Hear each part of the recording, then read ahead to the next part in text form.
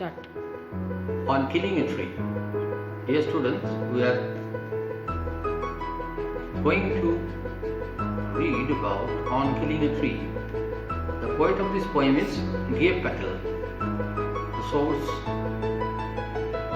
means the poem is published in Poems by Nissim Ezekiel in 1966. This is a sarcastic poem, or we may say that it is an ironical free verse. The objective of the poet is to raise voice against man's indiscriminate felling of trees, to make the readers aware against such reckless activity of human beings, to show how a tree overcomes all casual attempts to kill a tree, to urge us to save nature for our own sake. We can find the conflict here. The poet here depicts the conflict between man and nature. Man kills his friend, tree, without understanding its environmental and aesthetic value. The poet tries to give us a message. The poet equates the deliberate destruction of trees with killing a human being and persuades the readers not to destroy trees anymore. The poet depicts man's cruelty to arouse our love and sympathy for nature.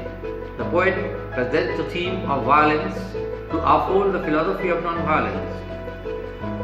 There are several literary devices we can find in this poem. No rhyme scheme or regular meter or stanza or of equal length is found here. It is written in free verse. There are examples of personifications like leprous, height, bleeding bark, pain, heel, sensitive, etc. You can find enjambment in not a simple jab. Do it slowly, consuming the art. Metaphor is leprous, height, bleeding bark. Alliteration is bleeding bark, white and wet. You can find repetition of the words pulled up.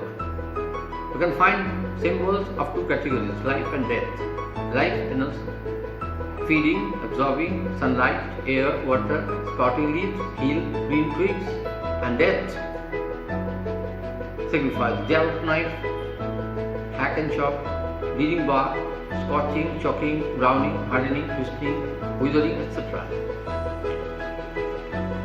This is a moving commentary on one of the major environmental issues of the day. It is man's cruelty towards nature, which may put whole civilization at risk. An appealing description of man's insensitive destruction of trees, our good friends and generous helpers in every possible way, you can find in this poem. Regarding the substance of the poem, we may briefly say that a tree grows slowly and gradually by consuming the nutrients of the soil and absorbing sunlight, air, water for years. So neither the jab nor hacking or chopping can kill a full-grown tree. It feels pain but does not die. Its bleeding bark heals itself, and from there green twigs and small branches start growing again. If unchecked, it grows to its former size. So in order to kill a tree, it is to be uprooted from the anchoring arc.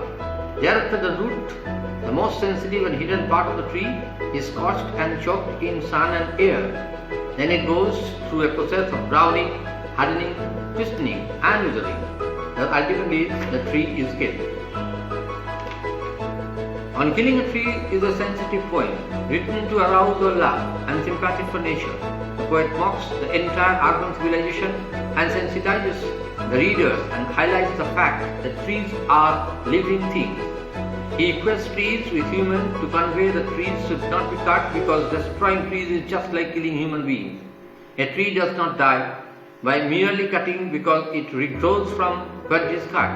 To destroy a tree completely, it has to be uprooted at first, and then it is to be dried up in heat and wind, and finally the tree is killed through a process of browning, hardening, twisting and withering. That's all for